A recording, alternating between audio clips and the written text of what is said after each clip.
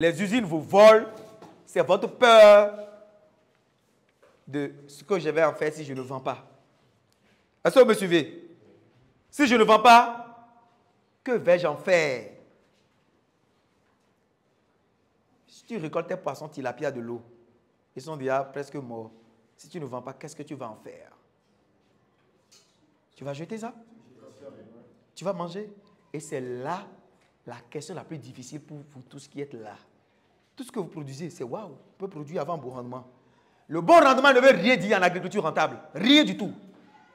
Le bon rendement, c'est le prix auquel tu vends ta production et à qui? C'est la garantie du marché qui est l'agriculture rentable aujourd'hui. Regardez, quand je prends la mangue, je peux transformer la mangue en jus de mangue, en purée de mangue, en mangue séchée, en canette de mangue. Je peux transformer en bonbon de mangue. Je peux transformer en savon de mangue. Je peux transformer en parfum de mangue. Je peux en faire beaucoup de choses.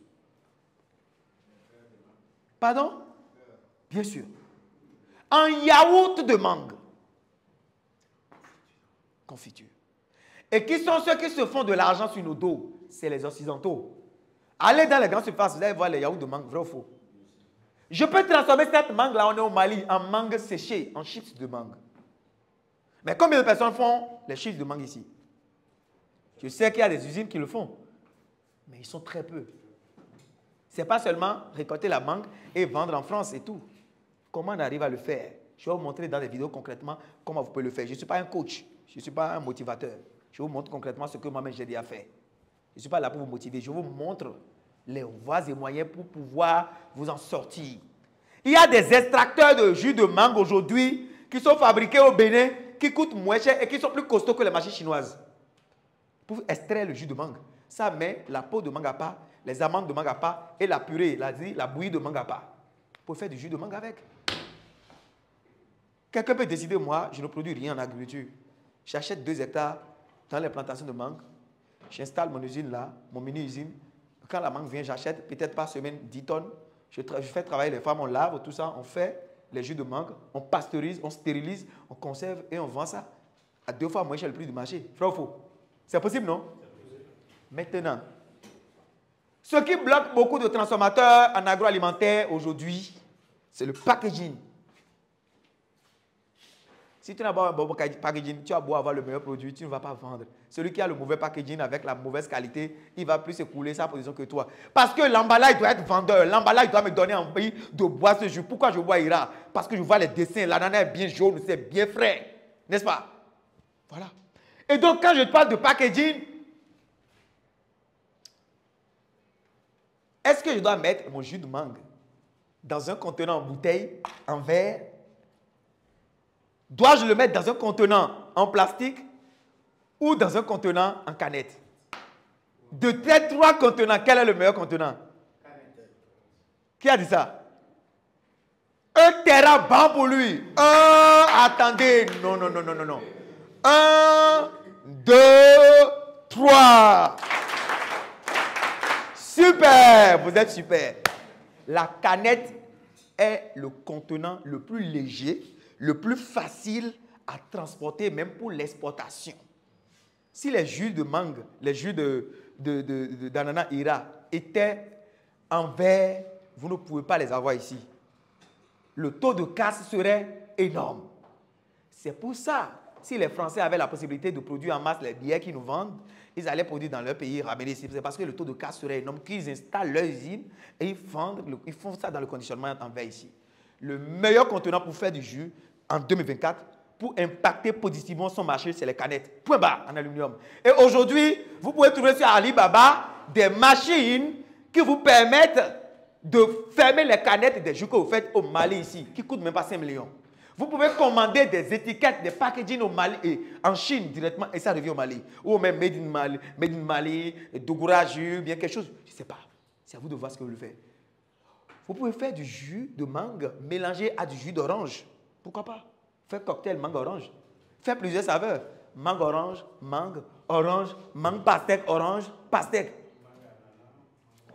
Et ceux qui se font vraiment de l'argent sont ceux qui sont à ce niveau. Vu qu'il y a beaucoup de mangue ici, je vous donne un truc concret. L'extracteur de mangue, je crois que c'est 900 000 francs CFA ou 1 million, pas plus. C'est au Bénin, c'est en inox. Vous avez l'extracteur de mangue. Si vous voyez que vous seul, vous ne pouvez pas faire grand-chose, n'y allez pas. Vous pouvez vous associer en groupe et vous commandez les machines en Chine. Vous faites une salle et vous faites quelque chose de sérieux, d'impactant. Vous achetez 2 hectares. C'est déjà l'idée concrète, ce n'est pas un truc que je vais donner théoriquement. Vous achetez 2 hectares dans une plantation de mangue au village ici au Mali. L'usine, plus l'usine est à l'intérieur du champ, plus les coûts de fabrication sont moindres. Parce que le produit qui va quitter l'usine pour la ville, le consommateur final, c'est déjà le produit fini. Donc il n'y a pas de transport de mangue du champ vers... Non. Ce qui va sortir de l'usine, c'est le produit fini seulement. Je n'aurai pas de transport à payer. Vous comprenez ce que je dis? L'usine est installée. On a une salle de stérilisation. Et il faut savoir que dans les usines, pour avoir vraiment des notes, pour aller sur le plan international, il faut respecter la marche en avant. Notez ça. L'usine de fabrication agroalimentaire, peu importe le pays, en Chine, en Amérique, aux États-Unis, partout, c'est la marche en avant. C'est-à-dire, celui qui se retrouve au niveau de l'atelier de transformation de la mangue, de lavage de la mangue, il ne peut plus se retrouver là où on est en train d'enlever la peau de la mangue. Ce n'est pas possible. C'est annulé ça. Parce qu'il y a des risques de contamination, de quitter là où on lave la peau avec les microbes, se retrouver là où on enlève la peau. Celui qui lave la peau n'a rien à voir avec celui qui enlève la peau. Celui qui enlève la peau n'a rien à voir avec celui qui se retrouve au niveau de la machine qui extrait le jus. Celui qui extrait le jus n'a rien à voir avec celui qui met les jus dans les canettes ou bien les chauffe, les prépare pour les stériliser. Donc c'est la marche en avant. Dans toute usine dans le monde entier, toute usine, toute brasserie, toute société agro-industrielle, c'est la marche en avant. Et pour avoir la certification même, c'est ça, les inspecteurs recherchent. Quand ils viennent là, ils voient est-ce que tu as la marche en avant d'avoir l'autorisation de mise sur le marché. Si jamais vous avez ça, mon Dieu, vous n'allez jamais manquer d'argent. Et si vous faites ça, vous allez loin dans les paperasses, dans les papiers, pour avoir le certificat certifié EcoCert. Mais c'est la voie royale, c'est la voie d'or. Et les institutions internationales arrivent à noter votre mangue. Je ne suis pas d'accord. À noter votre mangue, votre jus de mangue, à dire que c'est l'un des meilleurs jus au monde. Sans que vous ne leur demandez rien. Parce que quand c'est bon, les Occidentaux aussi en parlent. Quand ils font leur analyse, ils voient que c'est bon, ils vous font de la com. C'est eux-mêmes qui vous rachètent tout. La même preuve, votre riz. Qu'est-ce qui se passe avec votre riz? Donc, au lieu de se retrouver avec des millions de tonnes de mangue perdues, la mangue est valorisée. Le gouvernement ne peut rien pour personne. Il suffit de prendre ces initiatives. Je sais qu'il y a beaucoup de femmes, des associations de femmes, beaucoup d'entrepreneurs au Mali ici, qui font déjà au Mali, au Burkina, au Niger, dans la mangue séchée. Mais ça ne suffit pas. On peut fabriquer des bonbons de mangue. Et ça, vous n'avez même pas besoin d'être fabricant, d'aller faire une formation. Inviter un Chinois, un petit Chinois, payer-lui un salaire de 400 000 francs par mois pendant 1 an. Et il fait, vous copiez, c'est tout. Les Chinois aussi ont copié les Américains. Prenez un petit Chinois, payez-lui un salaire de 400 000 francs par mois. Les Chinois sont réputés sur le marché du travail comme les moins chers, n'est-ce pas? Ils ne sont pas trop chers, ils sont comme nous. Ou bien, ce n'est pas un Français qui va prendre 2 500 euros, 5 000 euros, 10 000 euros. Non. Ce n'est pas un Américain. Le Chinois, avec 400 000 travail, lui, il travaille. Il vous apprend comment il fait le mélange, tout ça là. Savon de mangue. Pour les produits cosmétiques, tout ça c'est de l'agroalimentaire. C'est les produits issus de l'agroalimentaire. Il y a même une entreprise mexicaine de jeunes qui transforme les déchets de l'ananas en savon liquide. Voilà. Quand je prends les céréales, les farines, les sémoules, le riz, tout ça, je ne vais pas trop parler de ça. Quand je prends les produits animaux, quand je prends une viande, j'avais déjà parlé.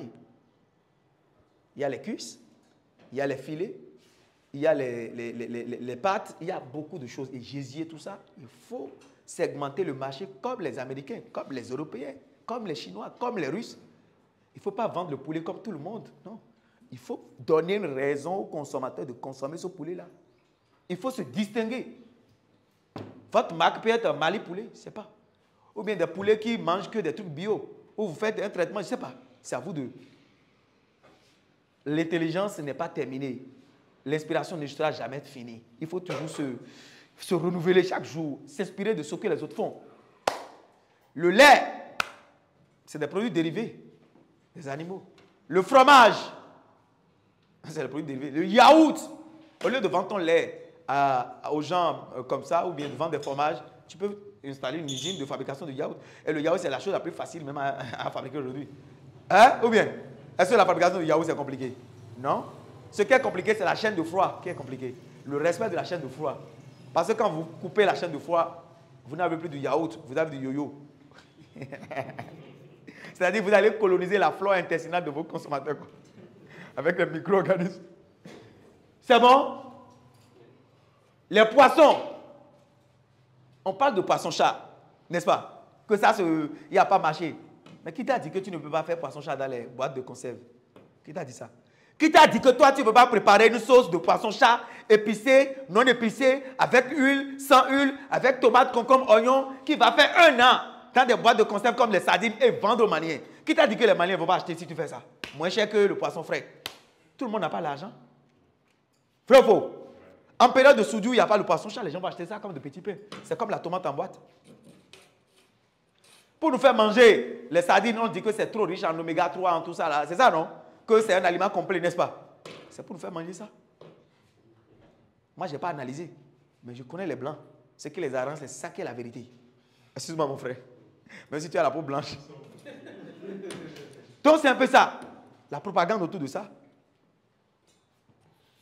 Et si vous voulez truquer un peu les trucs, vous prenez un bon médecin, malien, diététicien bien reconnu, qui parle comme Raoul, que voilà, c'est le meilleur poisson du monde, que voilà, il y a ça. On s'en fout après que les gens le critiquent ou pas. C'est pour faire vendre son pays, on s'en fout. Qui vous a dit que la viande de bœuf ne se conserve pas dans les conserves? Allez-y aux États-Unis, vous allez voir. Le bœuf, ou bien, je me trompe, on fait la viande de bœuf dans les conserves, non? Au lieu de jeter les poissons, qui vous a dit de ne pas faire ces poissons-là en viande pour chien dans les conserves pour vendre pour les chiens? Donc, l'inspiration n'est jamais terminée dans ma tête. Ou bien, il n'y a pas de sauces prêtes pour les chiens aujourd'hui. Moi, j'ai un chien de race, j'ai un bois-boule. Mais ce que je lui donne par semaine en temps d'aliment, quand il fait le calcul par mois, c'est autour de 80 000 francs CFA. Mais tout ça, là, c'est une segmentation. Les gens vendent jusqu'à vendre les os de bœuf. Bien sûr. Les os même pour les chiens. Et tu achètes à 4 500. L'os, c'est l'os qu'on jette là, dans le village. Oui. Donc, c'est pour vous dire que le domaine agroalimentaire, c'est le secteur le plus lucratif. Ceux qui se font de l'argent ici, au Mali, n'ont jamais mis pied au champ. Ils se sont installés dans le secteur agroalimentaire. Point barre. Et quand on dit l'agroalimentaire, il y a même les produits cosmétiques. Hein. Les laits à base de fruits.